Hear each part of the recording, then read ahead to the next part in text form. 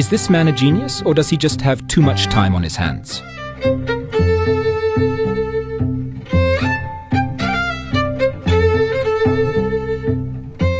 This artist has made it his mission to bring paintings to life by blending his face in an entertaining way.